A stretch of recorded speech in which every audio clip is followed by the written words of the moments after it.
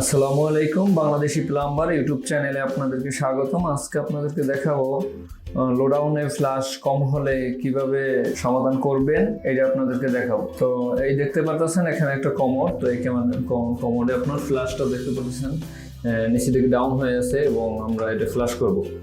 তো তো দেখুন পুরোপুরি ফ্লাশটা ক্লিয়ার হচ্ছে না, তো এই জন্য আমরা এই সমস্যাটা সমাধান করবো। এই যে পুরো ভিডিওটি আপনাদেরকে দেখাবো। চলুন শুরু করা যাক। তো এখন আমরা এই লোডাউনটা খুলবো। তো দেখুন আপনার এটা একটা ভালো শাহিন কোম্পানির একটা লোডাউন। তো এটা খোলার জন্য এখন আমরা খুলতে হলে দেখুন খুলতেছে না। তো এটা খুবই গুরুত্বপূর্ণ একটা পুশ, ডাবল পুশ। তো এটা খোলার জন্য আমাদের স্ক্রু ড্রাইভার প্রয়োজন হবে। তো এরকম একটা স্ক্রু ড্রাইভার নেবেন। তো তারপর এখানে কি করবেন, ওটা পুশ করে একটা খুলে নেবেন। তো দেখতে পাচ্ছেন বাকিটা উঠিয়ে ফেলবেন। তো মাঝখানে একটা ফ্ল্যাট স্ক্রু ড্রাইভার দিয়ে খুলে নিতে হবে। তখন আমি খুলে নিচ্ছি।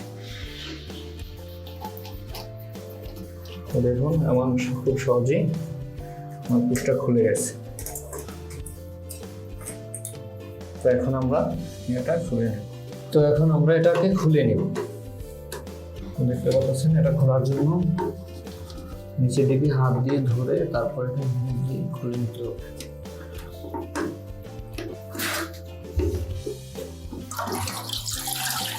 এখানে একটা ওয়াশার আছে, ওয়াশারটা কন্ট্রোল রাখবে পানিটা যাতে করে বেশি আসে। আর দেখতে পাচ্ছেন এখানে পানি কম আসার কারণে পানি স্মুথলি আসতেছে না। তো কম আসার কারণটা হচ্ছে আপনার, তার মানে এটা হচ্ছে সাইফন সেটটা আপনার ঠিক আছে। তো পুনরায় পানি কম আসার কারণে এখানে আপনার ফ্লাশটা হচ্ছে না। এখানে আমার এটা লাগানো হয়ে গেছে। তো এখন দেখুন এখানে আপনার বল ককে যে ধরনের সমস্যাটা, বল ককটা হয়তো বা কোনো ককটা ময়লা বেজে আছে, সেই জন্য আমরা বল ককটা খুলে নিব। তার মানে এখানে এটা হচ্ছে বল কক। তো এই বল ককটা আমরা মেরামত করব। অবশ্যই কোনো উপরকার ওয়াশারের সমস্যা অথবা ময়লা বেজে আটকে আছে। আমরা পুনরায় নিচের দিকে দেখব যেখান থেকে কানেকশনটা বেশি কানেক্টেড হয়েছে। এখন আমরা কানেকশনটা খুলব। আপনারা খেয়াল রাখবেন অবশ্যই আপনারা অ্যাঙ্গেলসটা বন্ধ করে দিন, না হয় ভিজে যাবে। তো আমার বন্ধ করা হয়েছে।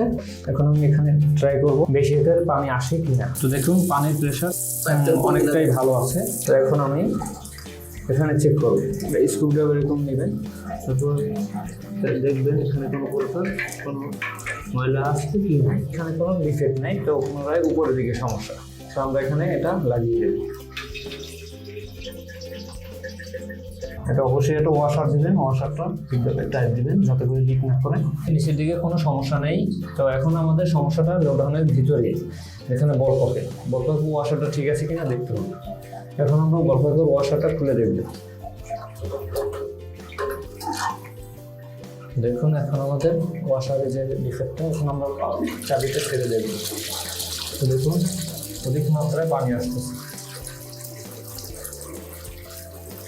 তার মানে এই বরফতে যে কোনো সমস্যার ডিফেক্টের কারণে পানিটা কম আসছে, অনেক ময়লা দেখা যাচ্ছে। তো এখন আমি পুরাতন ড্রেস দিয়ে ওয়াশ করে নিই। এরকম একটা ব্রাশ নেবেন, তারপর একটু হ্যান্ড ওয়াশ নেবেন।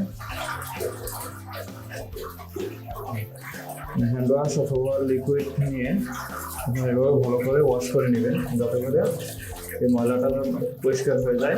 পরিষ্কার হলে আপনার এই পানিটা ক্লিয়ার আসে। আবার পুনরায় বল ককটা লাগিয়ে দিচ্ছি।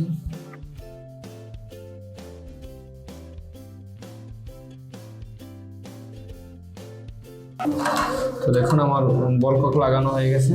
এখন আমি পানিটা ছেড়ে দিচ্ছি। আমার পানি ছাড়া হয়ে গেছে, পুনরায় পানি আসতেছে। এই যে দাগটা দেখতে পাচ্ছেন, এই পরিমাণে পানি আসবে। বল ককটা লাগানোর কারণে, পরিষ্কার করার কারণে পানিটা পুনরায় চলে আসছে বেশি কালে। তো দেখতে পাচ্ছেন পানি দেখা যাচ্ছে। তো আমরা এখন লোডাউনের ঢাকনাটা লাগিয়ে দেব। প্রথমে নাট এটা লাগিয়ে দেব। আমাদের এটা লাগানো হয়ে গেছে।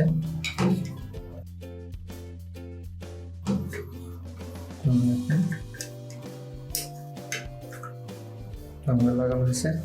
এখন আমরা ফ্লাশ করব।